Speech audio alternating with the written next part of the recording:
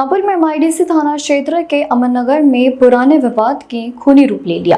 पूर्व किराएदार रोशन नीलकंठ तड़ेल ने अपने पूर्व मकान मालिक धर्मपाल दाहते पर तलवार और चाकू से हमला कर दिया। इस हमले में धर्मपाल दाहत और उनकी पत्नी वनीता दाहत गंभीर रूप से घायल हो गए, जबकि घर में आई मेहमान बनकर उनकी संगीता राजू चौधरी की मौके पर ही मौत हो गई। पुलिस के मुताबिक आरोपी पहले दालत परिवार के घर में किराएदार था और पुराने विवाद को लेकर रंजिश चल रही थी। घटना के बाद आरोपी आसपास के इलाके में घूमता हुआ सीसीटीवी फुटेज में दिखाई दिया।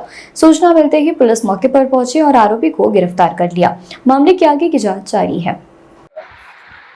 आज या नमूद घटनेच्या संदर्भाने आज सकाळी एमआयडीसी पोलीस स्टेशनच्या हद्दीमध्ये वार्ड क्रमांक 10 राम मंदिराजवळ अमरनगर या ठिकाणी धर्मपाल दहाड यांच्या राहत्या घरासमोर या ठिकाणी सकाळी 9:40 यातील जो आरोपी इसम आहे रोशन नीलकंठ तराळ याने घरमालक धर्मपाल दहाड, वनिता दहाड यांना गंभीर जखमी करून यातील त्यांचे नातेवाईक संगीता चौधरी ह्या महिला आहेत यांना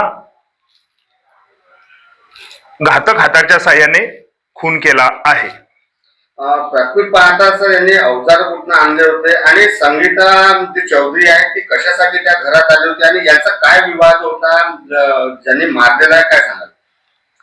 संगीता चौधरी ही नातेवाईक आहे।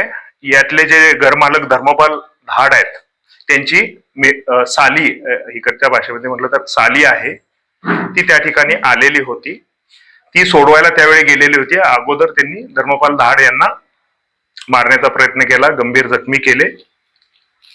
कुठल्या गुन्ह्याअंतर्गत आता यांच्यावरती कारवाई होणार आहे आणि आरोपीने काय प्राथमिक माहिती दिली आहे याबद्दलची काय सांगाल? प्राथमिक दृष्ट्याचा तपास चालवला आहे। घातक हाताच्या साह्याने खुनासारखा आणि जीवे 2 इसमांना गंभीररित्या जखमी करण्याचा गुन्हा केलेला आहे।